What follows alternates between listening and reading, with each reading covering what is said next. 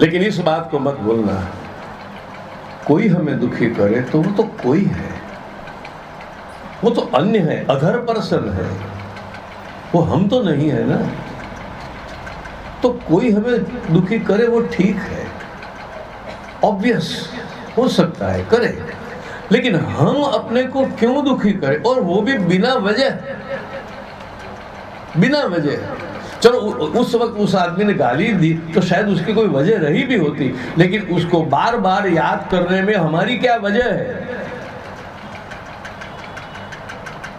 ये सब मैं कल कहने वाला हूँ। कथा के अंतिम दिन जो कथा सुना तो उनको दक्षिणा देनी चाहिए, है ना। तो मुझे रुपए पैसे की दक्षिणा नहीं लेनी आपसे, मुझे एक ही दक्षिणा लेनी है कि जो जो आपने कथा में सुना है उस पर आप सोचना, सोच वाली दक्षिणा चाहिए। उसको करो ऐसा भी मैं नहीं कहता हूं। इसमें आया कि क्रोध मत नहीं करना चाहिए, तो मैं ऐसा नहीं कहता हूं क्रोध छोड़ दो, लेकिन कम से कम सोचो, अपनी सोच पर उस बात रखो तो सही कि क्या ये बात ठीक है। क्यों एक दुखद अनुभव को बार बार मैं अपने अंदर दोहरा करके अपने आप को दुखी, शायद दुखी होने में मुझे रस है, शायद दुखी होना मुझे अच्छा लग रहा है, तो कोई दुखी नहीं करेगा तो मैं अपने आप को दुखी करूंगा।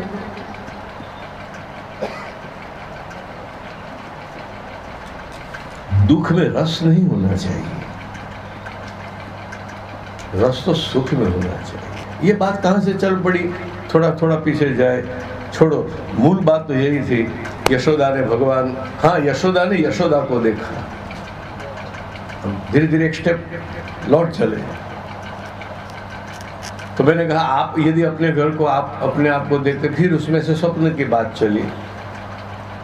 एक कथा में ऐसा ही होता है, एक दरवाजा खोले फिर उसमें जाओ तो दूसरा दरवाजा खोले, फिर इसमें जाओ तो तीसरा दरवाजा, याद न रखो तो भटक जाओ। कैसे बात चली थी? यशोदा ने यशोदा को देखा। फिर मैंने उदाहरण दिया कि आप अगर आपका दरवाजा घर में आप ही खोलते हो और आप तो अपने आप को देखते हो तो चौंक पड़ते हो। उसमें से बात चली स्वप्न की, कि स्वप्न में भी हम होते हैं, लेकिन वो यशोदा उलझन में पड़ गई। भगवान ने सोचा चलो इतना ही ठीक है, भगवान ने सब भुला दिया। अब यशोदा स्वयं दधि मंथन करती है। बाल कृष्ण जागे, माँ मुझे भूख लगी है, मंथन रख दिया, बिलोना रख दिया, बेटे को गोद में लिया, दूध पिलाने लगी। इतने में चूल्हे पर जो दूध रखा था वो गर्म होके उबल के, अभी जल के उबल के बाहर आ जाएगा, जल जाएगा। माँ ने देखा, बेटे को गोद में से नीचे रख करके यशोदा दूध बचाने के लिए दौड़ी। अब कृष्ण को गुस्सा आया, मैं प्यारा हूं कि वो दूध प्यारा है? तूने दूध बचाने के लिए जो मुझे छोड़ दिया, अब न बचेगा घर में दूध, न बचेगा दही, न बचेगा मक्खन।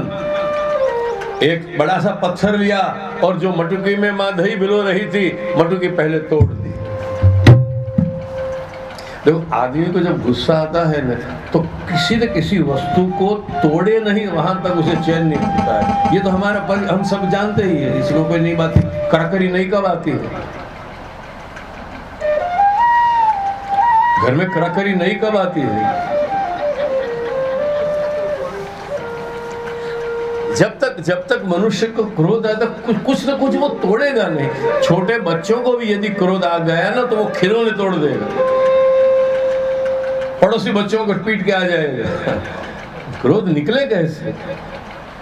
तो कृष्ण ने गुस्सा निकाला, मटुकी तोड़ दी, सब बिखेर दिया।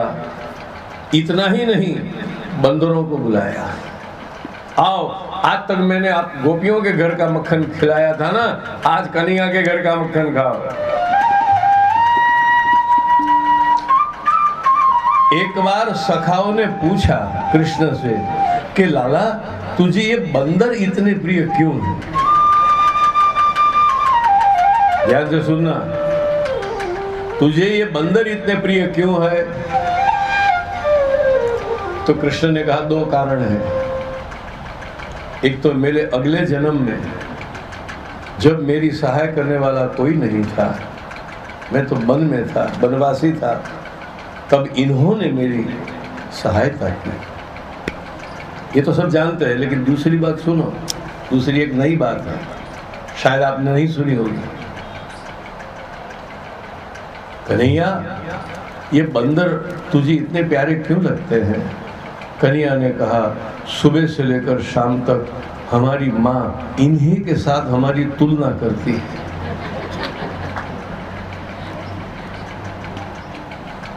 आप माताओं को पूछो, आपके बेटों को आपने ज्यादा से ज्यादा किसका नाम दिया, किसकी उपमा दी?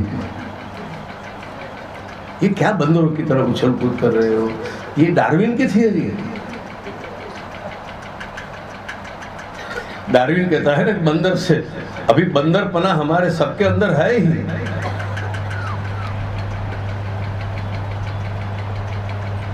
दो प्राणी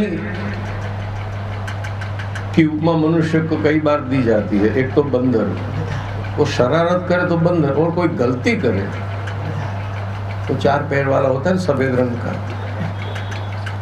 कुम्हार जिसके ऊपर मिट्टी डाल के ले आता है। इन दोनों की तुलना मनुष्यों के साथ ज्यादा की जाती है। गधे का गधा ही रहा है। कृष्ण कहते हैं, माँ कई बार कहती है, ये क्या बंदरों की तरह उछल कूद कर रहे हो? लाला तेरी बात सही है, हम सब टोली जाती है ना, तो भी लोग यही कहते हैं कि बंदर की टोली आ गई, वानर सेना आ गई। तो जिसके साथ हमारी बार बार तुलना की जाए वो हमें प्यारे नहीं लगेंगे क्या? इसलिए बंदर हमें प्रिय लगते। यशोदा को क्रोध आया, निधि हाथ में छोटी सी लकुटी, और लाला को मारने के लिए दौड़ी।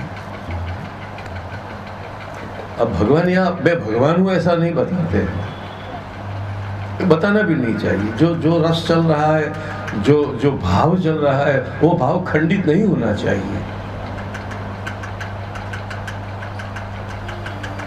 जो लीला कर रहे हैं, उस लीला के रस को भगवान कभी भंग नहीं करेंगे, और नहीं होना चाहिए। आपके बेटे का ड्रामा चलता हो, आप समझो आपके बेटे का स्कूल में कोई ड्रामा है और आपका बेटा राम बना है, आप देखने के लिए गए। अब 2-2 मिनट में आप कहते हैं वो राम है ना, वो तो मेरा बेटा है, ये राम है ना, वो तो मेरा बेटा है। तो लोग आजू बाजू वाले कहेंगे, चुप रहो ना, तेरा बेटा हो तो बाद में घर ले जाना, लेकिन अभी तो ये राम है, अभी तेरा बेटा है, भूल जा। इस वक्त तो ये राम है, मेरा बेटा मेरा बेटा करूंगी तो रसभंग हो जाएगा। रस के नियम होते हैं, संगीत के नियम होते हैं। पंचम खराब नहीं है, लेकिन मैं मालकंस गाता हूं तो मुझे पंचम नहीं गाना चाहिए। जो राग में गाना चाहता हूं, बाकी के सुर खराब थोड़े होते हैं, पढ़ो शाड़ो संपूर्ण, बाकी के सुर खराब नहीं होते हैं, वो भी सुरीले ही होते हैं। लेकिन अगर मुझे कोई राग गाना है तो मुझे उन सुरों को नहीं छूना चाहिए। ये नियम है, वरना रसभंग हो जाएगा, बेसुर हो जाएंगे। उसी प्रकार जीवन में भी एक व्यवस्था होनी चाहिए। माँ ने लकड़ी ली हाथ में मारने के लिए, ठाकुर जी सोचते हैं मैं क्या करूं? अगर ये मुझे बेटा समझ के मारने के लिए आ रही है तो मुझे भगवान नहीं होना चाहिए, बेटा ही होना चाहिए। और बेटा माँ के हाथ में यदि छड़ी को देखेगा तो वो भागेगा,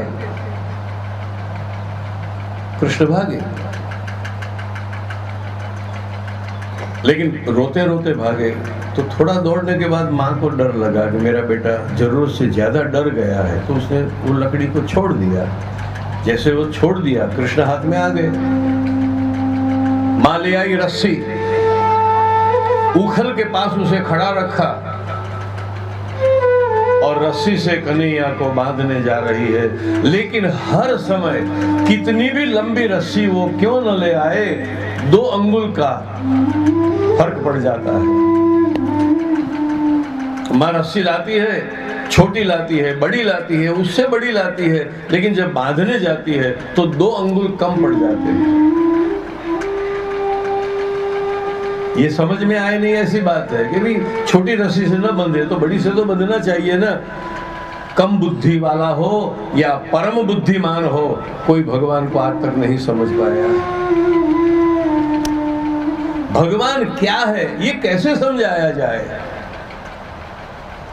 गरुड़ आकाश में उड़ रहे थे, सुनिए ध्यान से, बड़ी सुंदर कथा है, छोटी सुंदर कथा है। गरुड़ आकाश में उड़ रहे थे, कुछ थके, विश्राम लेने का मन हुआ गरुड़ जी को, तो आकर के ये कुएं के ऊपर वो थाली होती है ना, उसको थाला कहते, क्या कहते हिंदी में याद नहीं मुझे, कुएं के ऊपर पकथाल या क्या कहते, जो कुआं बना रहता है उसके ऊपर ऐसी गोल, हाँ ऊंचे से बोलो, झंझरी। हर इलाके में अलग अलग नामों के, लेकिन समझ तो गए ना। कुएं के ऊपर लोग गिर नहीं जाए इसलिए जो गोल या ऐसा बना रहता है। जाली, लोहे की जाली। लोहे की जाली नहीं, अरे भगवान, पत्थर की जो वो बनाते ना, पाली के जो कुछ वॉल। तो गरुड़ जी जरा थके थे, थोड़ा विश्राम लेना जरूरी था, तो आकर के वहां उसके ऊपर बैठे, कुएं के वो था। अब कुएं के अंदर एक छोटा सा मेढक था, तो उसने पूछा, हमारे इंडिया में तो नहीं है, मैंने कोई मिलता है तो सब पूछ लेते हैं ना, कितने बेटे हैं, कितने का ब्याह किया है, कौन कहाँ है। आप आधा घंटा अगर बस में या ट्रेन में किसी के साथ बैठो, पूरा biodata, history, geography, science, chemistry सब पूरा हो जाए। हम लोग बड़े मिलनसार होते हैं। मेढक ने पूछा, महाराज आप कौन हो? उन्होंने कहा मैं गरुड़ हूं। कहां से आए? तो क्या आसमान में मैं उड़ रहा था, थोड़ा सा विश्राम करना था इसलिए मैं यहां बैठा। मेढक ने पूछा, आसमान मैं तो रोज देखता हूं, ये तो छोटा सा, छोटी कटोरी हो ऐसा छोटा सा दिख रहा है, उसमें आप कैसे उड़ते हो? अब जो कुएं से कभी बाहर ही नहीं आया, उसे आसमान कितना दिखाई पड़ेगा? इतना सा आसमान है, इसमें आप कैसे उड़ते हो? गरुड़ जी ने हंसते हुए कहा, भैया आसमान इतना नहीं होता है, बड़ा होता है। तो मेढक ने जरा हाथ चौड़े किए, इतना बड़ा? नहीं, उससे भी और बड़ा होता है। वो मेढक ने जितना हो सके इतने हाथ चौड़े कर दिए। इतना? गरुड़ जी ने कहा, नहीं भैया इतना नहीं होता, इससे भी बहुत बड़ा होता है, थाली जैसा।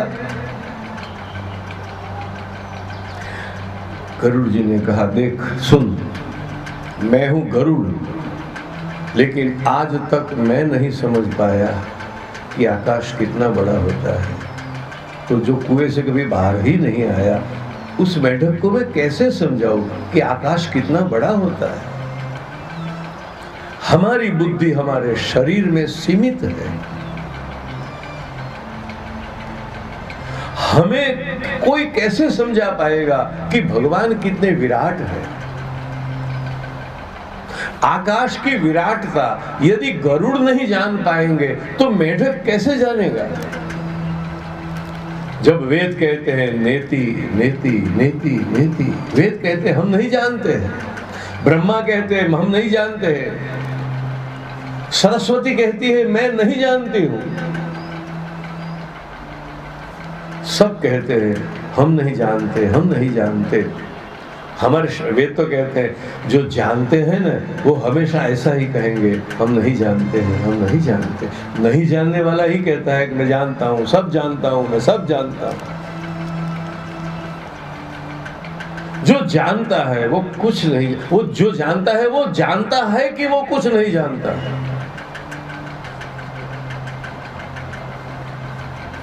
इसीलिए और कुछ न करते हुए, देखो भगवान को जानना संभव नहीं है, लेकिन भगवान से प्रेम करना संभव है। तो जो संभव है वो करो ना। भागवत भगवान से प्रेम करना सिखाती है, उसे हम प्रेम कर सकते हैं। हम बारिश को गिरा नहीं सकते, लेकिन बारिश में नहा तो सकते हैं ना। हम सूरज को प्रकाशित नहीं कर पाते हैं, लेकिन सूरज के प्रकाश का हम लाभ तो उठा सकते हैं ना। ये बात है। कितना भी उपाय करने पर यशोदा कृष्ण को बांध नहीं पाई, थक गई, हाँफने लगी। भगवान के भीतर करुणा शक्ति विराजमान होती है, दयालु होते हैं। अंदर जो करुणा शक्ति है ना, उसके सामने भगवान का बस नहीं चलता। उसने कहा, अरे ये क्या कर रहे हो? जब उसके बेटे बनने में आपको कोई आपत्ति नहीं है, तो उससे बंधने में क्या आपत्ति है? अब जब मां बना ही लिया है यशोदा को, तो इसकी जिद पूरी करो, बंधो। भगवान ने कहा, चलो ठीक है, बंध जाते हैं। यशोदा ने कृष्ण को बांध दिया, ऐसा कहना ठीक नहीं है, लेकिन ये तो है ही, कृष्ण यशोदा से बंधे। इन्होंने मां का बंधन स्वीकार किया और रोने लगे। बाल लीला है। मां को लगा मैं ज्यादा यहाँ खड़ी रहूंगी ना तो मुझसे नहीं रहा जाएगा। मैंने कई माओं को ऐसा देखा है, एक बार गुस्से में आकर बच्चे को तो पीटती है, लेकिन जब बच्चा रोता है तो उसके सामने बैठ के फिर वो माँ भी रोती। क्यों मैंने इसे मार दिया, क्यों मैंने इसे डांट दिया। और बच्चे भी जब रूठते हैं, कमरे में चले जाते और माँ से कहते हैं मैं खाना नहीं खाऊंगा, मत ले आना मेरा खाना। लेकिन आधे घंटे के बाद भी वो देखते हैं माँ थाली लेके आती है कि नहीं, थाली लेके आती है कि नहीं। बच्चे माँ को, ये कथा माँ के लिए हो रही है, मुझे बड़ी खुशी है। बच्चे जानते हैं मैंने कह दिया है माँ से कि मैं नहीं खाऊंगा, फिर भी माँ मुझे खिलाए बिना नहीं रहेगी। तो कमरे में चले जाते हैं फिर, लेकिन वो राह देखते का माँ कब थाली लेके आए, माँ कब थाली, और उनको वो माँ थाली लेके आती ही। माँ तो हमेशा माँ रहती है, माँ हर हाल में माँ रहती है। माँ का मातृत्व तो अखंड होता है। यशोदा ने सोचा यदि मैं यहाँ खड़ी रही तो मैं रो पड़ूंगी, मुझसे रहा नहीं जाएगा, रस्सी खोल दूंगी, मुझे यहां से चले जाना चाहिए। मां निकल गई, हट गई वहां से, गोपियों को भगा दिया। कृष्ण अकेले खड़े हैं। ठाकुर जी ने सोचा हम अकेले खड़े हैं तो चलो हम भले बंधे, किसी को तो छोड़ दे, किसी को तो मुक्ति दे दे। वो लकड़ी का जो उखल था खींचते खींचते आ गए।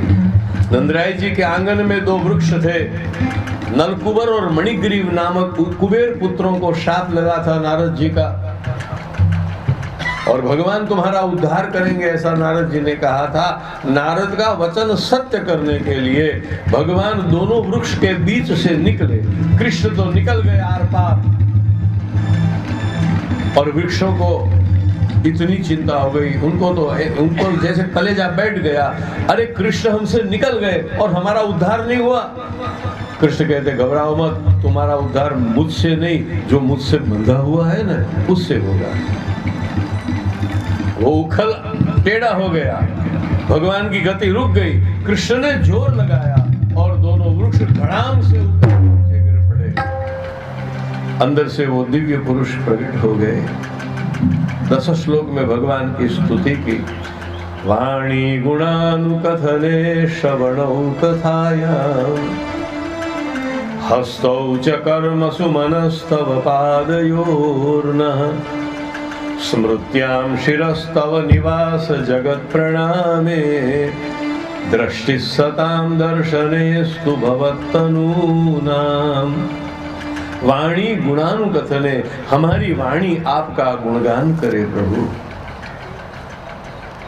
हमारे कान आपकी कथा सुने।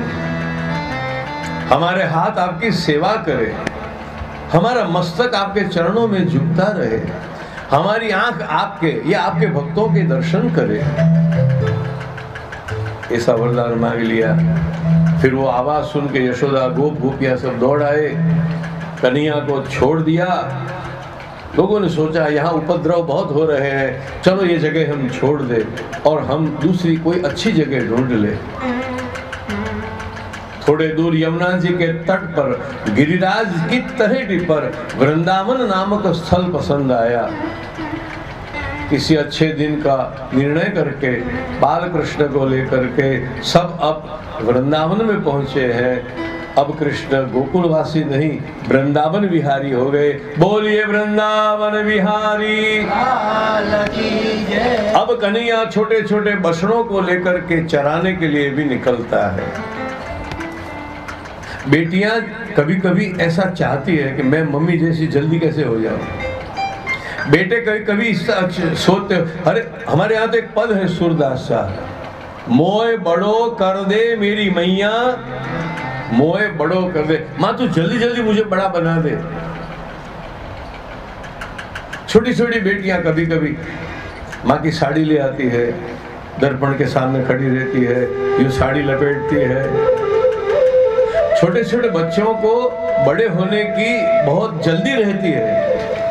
हाँ, बड़े होने के बाद पछतावा होता है कि ये जल्दी क्यों की। जब छोटे थे तो कितने सुखी थे।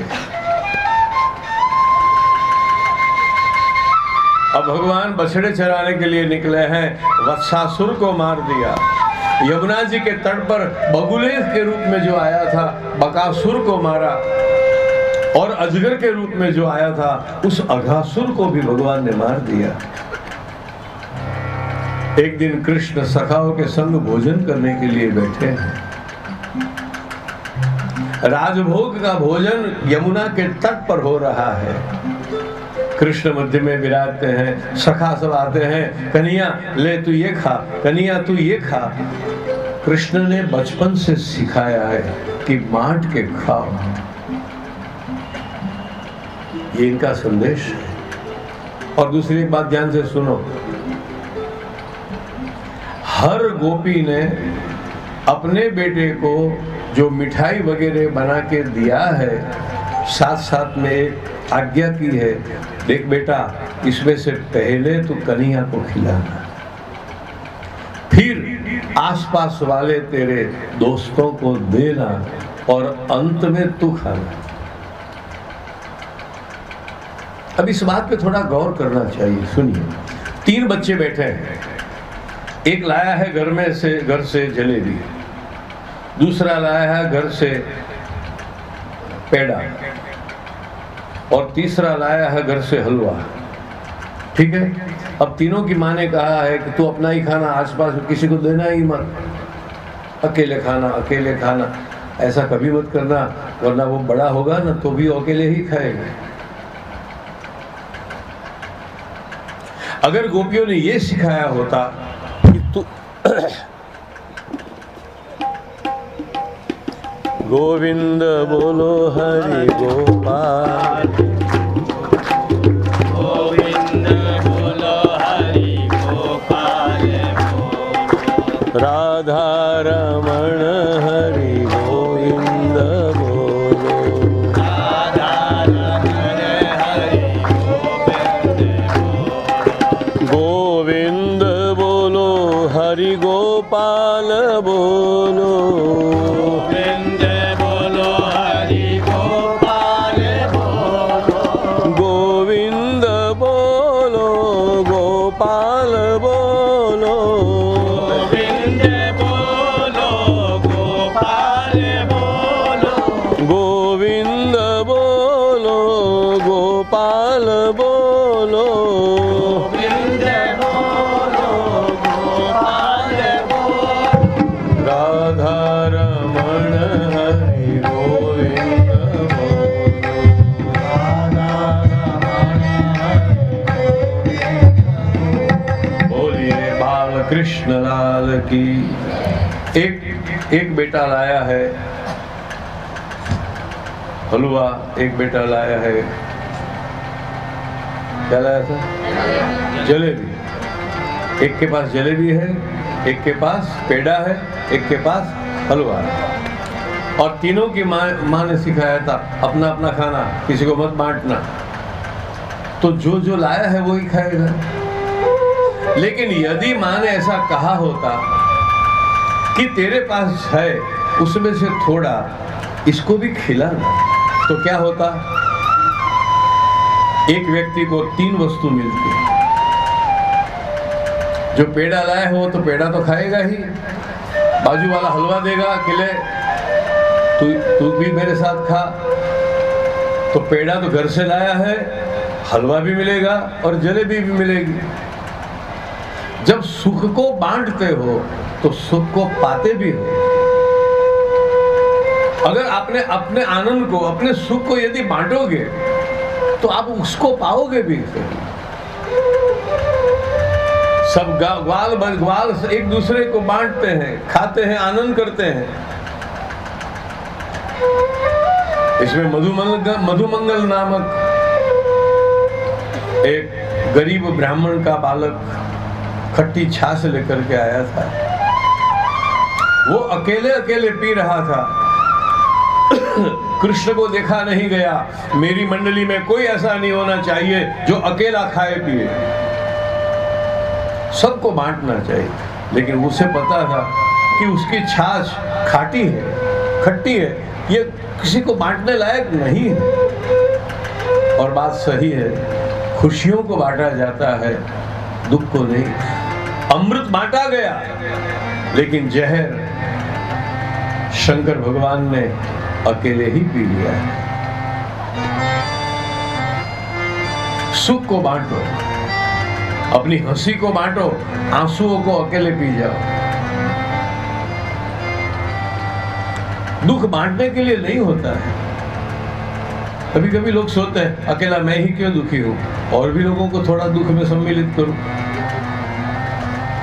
ये ठीक नहीं है। छाछ खट्टी थी, अकेले पी रहा था, लेकिन कृष्ण को ये ठीक नहीं लगा। अरे दुख हो तो भी बांटेंगे, सुख हो तो भी बांटेंगे। मित्र किसको कहते हैं? जो सुख भी बांटे और दुख भी बांटे। और अगर सुख में अगर वो साथ न दे तो भी चलेगा, लेकिन अ फ्रेंड इन नीड, जो दुख में साथ देता है वो मित्र है। छीना झपट होने लगी, वो जल्दी जल्दी छाछ पीने लगा, उसके गाल से छाछ टपकने लगी और कृष्ण इसे चाटने लगे। परब्रह्म परमात्मा भगवान कृष्ण, ब्रह्मा शंकर जिनके आगे प्रणाम करते हैं, उसको एक ग्वाल बालक का गाल चाटते हुए ब्रह्मा जी को बड़ा आघात भी लगा, संशय भी मन में हुआ, ये भगवान है कि नहीं? भगवान के ऐसे लक्षण होते हैं, मुझे परखना पड़ेगा। भगवान के जो बछड़े चल रहे थे सब भगवान के और ग्वाल सखाओं के, उन बछड़ों को ब्रह्मा ने हर लिया। कृष्ण जब बछड़ों को ढूंढने के लिए निकले तो ब्रह्मा जी ने कृष्ण के मित्रों को भी हर लिया, सखाओं को भी हर लिया। कृष्ण अकेले पड़ गए। अब इनको पता, अब तो उनके ध्यान में आ गया कि ये ब्रह्मा जी का खेल है। लेकिन कृष्ण का एक स्वभाव है, सुनिए, हम कृष्ण की कथा कर रहे हैं तो आपको पता चलना चाहिए कि कृष्ण कैसे हैं। कृष्ण का एक स्वभाव है, ये कभी किसी के प्रति कठोर नहीं होते। कठोरता इनके स्वभाव में ही नहीं है। अगर आपने कोई अपराध भी कर दिया तो अपराध का फल भी वो कठोरता से नहीं देंगे। यही इनकी महानता है। ब्रह्मा जी को दंडित नहीं किया। भगवान ने कहा चलो तुमने जो ले लिया तो रखो तुम्हारे पास, मैं और रूप ले लेता हूं। जितने बछड़े थे कृष्ण बछड़े हो गए। पूर्णस्य पूर्णमादाय पूर्णमेवावशिष्यते। भगवान में से पूरा विश्व निकलता है, फिर भी भगवान में कुछ कमी नहीं होती, और पूरा विश्व प्रलय के समय पे भगवान में समा जाता है तो भगवान में कुछ बढ़ना भी नहीं होता है, न बढ़े न घटे, उसी को कहते हैं पूर्ण। न आप इसे बढ़ा सकते हो, न आप इसे कम कर सकते हो। पूर्ण अविकृत होता है, अव्यय होता है। भगवान ही ग्वाल बाल हो गए और 1 वर्ष तक कृष्ण ही गायों के बछड़े और गोपियों के बालक के रूप में रहे। इनकी इच्छा पूरी कर दी। गायों को लगता था कृष्ण मेरा बछड़ा होता तो मैं कितना दुलार देती। गोपियों को लगता था कि यशोदा के यहाँ पैदा हुआ ना, यशोदा तो कभी कभी उसे खिलाती है, कभी नहीं खिलाती, कभी डांटती है। अगर मेरे यहाँ उसका जन्म हुआ होता ना, मैं इसे कभी नहीं डांटती। कृष्ण यदि मेरा बेटा होता तो। एक बात ध्यान से सुनो, भगवान के सामने आप जैसा सोचोगे वैसा देर अबेर होगा होगा और होगा। कुछ लोग भगवान के सामने जाकर के कहते हैं मेरा भाग्य फूट गया। नहीं फूटेगा तो भी फूटेगा। अगर फूटा नहीं भी है, जो भी सोचोगे, जो भी बोलोगे, जो भी कहोगे हो जाएगा। ये भगवान है, ये भक्त कल्प तरु है। इसीलिए भगवान के सम्मुख कभी कुछ गलत मत बोलो। ऐसा हो सकता है जो भी भावना आपके मन में होगी, अगर इस जन्म में वो पूरी नहीं कर पाया तो अगले जन्म में पूरी करेगा। लेकिन भगवान के सन्मुख हमने जो भी भावना की है वो कभी खाली नहीं जाती। असंभव से असंभव वस्तु यदि आपने मांग ली तो भी भगवान उससे पूरी करेंगे मौका आने पर। और एक जो कहावत होती है ना, खुदा के घर देर है अंधेर नहीं है, ये कहावत भी बिल्कुल गलत कहावत है।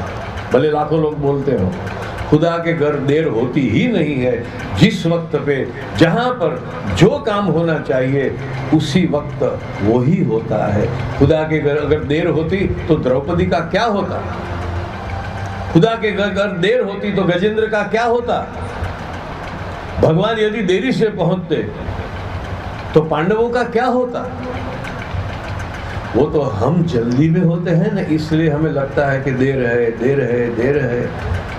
अब आप जल्दी में होते हैं ना तो आपको लगता है आज बस लेट हो गई, आज ट्रेन लेट हो गई, घड़ी घड़ी बार बार देखते हो। वो तो आपकी मनोदशा है। जो समय पर आता है वो भी हमें लेट लगता है क्योंकि हम जल्दी में होते हैं। खुदा के घर कभी कभी तो लेट जस्टिस इज इनजस्टिस। अगर किसी को देरी से भी मिले तो वो अन्याय है, और ऐसी भूल भगवान करेंगे क्या? ये कहावत मुझे ठीक नहीं लगती। खुदा के घर देर है,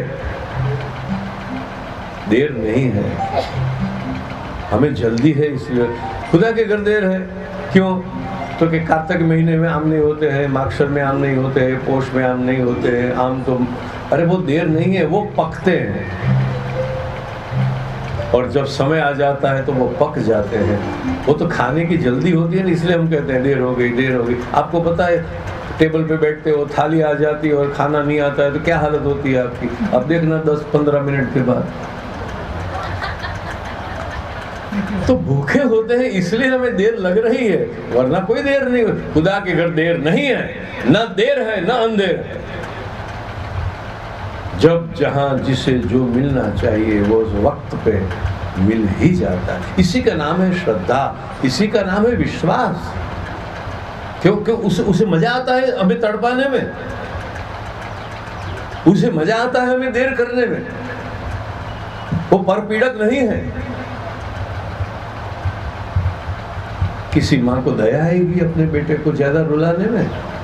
नहीं। खुदा के घर देर भी नहीं है, अंधेर भी नहीं। हर वस्तु अपने वक्त पे हो जाती है।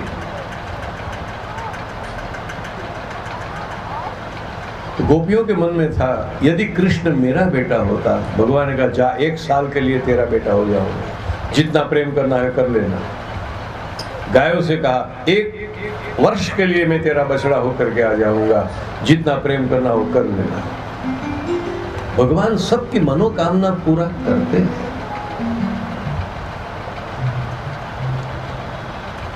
तो फिर ब्रह्मा जी को पछतावा हुआ, वो आके सब रख दिया। फिर कृष्ण भगवान ने काली नाग को, नाग दमन लीला करते हुए काली नाग को नाथ लिया। भागवत में वेणु गीत की कथा है, कृष्ण बंसी बजाते। बरहा पीड़म नटवर वपु कर्णयो कर्णिकारं बिभ्रतवास कनक कपिशं वैजयन्तीं च मालाम् रन्ध्रान् वेणोरधर सुधया पूरयन् गोपवृन्दै वृन्दारण्यं स्वपदरमणं प्राविशद गीतकीर्ति। कृष्ण कभी कभी नाचते हैं, कभी कभी गाते हैं, कभी मित्रों के संग नाचते हैं, कभी यशोदा नचाती है, कभी गोपियां नचाती है। ताही अहीर की छोहरिया छछिया भर छाछ पे नाच नचावे। कभी कभी यशोदा नचाती है। बेकारी कन्हैया को हम नचाएं 2 मिनट के लिए? भूख लगी है क्या? ब्रेकफास्ट हुआ था?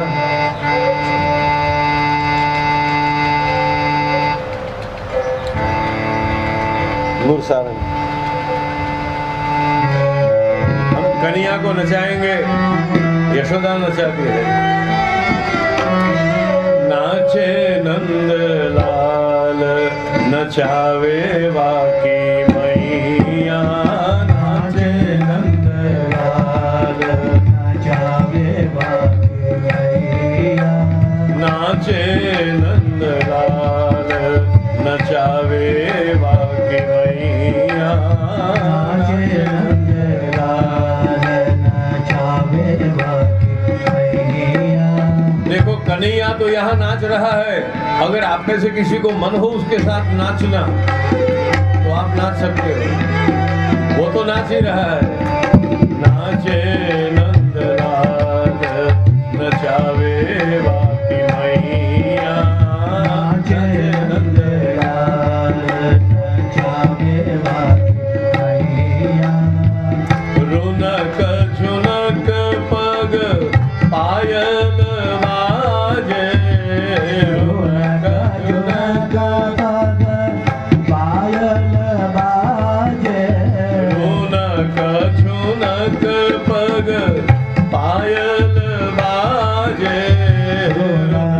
झुनक पग पायल बाजे, रुनक झुनक पग पायल बाजे, रुनक झुनक पग पायल बाजे, रुनक झुनक पग पायल बाजे, रुनक झुनक पग पायल बाजे, रुनक झुनक पग पायल बाजे। ठुमक ठुमक पग धरे रे कन्हैया, ठुमक पग धरे रे कन्हैया, ठुमक ठुमक पग धरे रे कन्हैया, ठुमक ठुमक पग धरे रे कन्हैया। नाचे नंदलाल नचावे वाकी मैया, नाचे नंदलाल नचावे वाकी मैया, नाचे नंदलाल नचावे वाकी मैया, नाचे नंदलाल नचावे वाकी मैया। दूध दही वाको कबहू न भावे, दूध दही वाको कबहू न भावे, माखन को लाला बड़ो है खवैया, माखन को लाला बड़ो है खवैया। नाचे नंदलाल नचा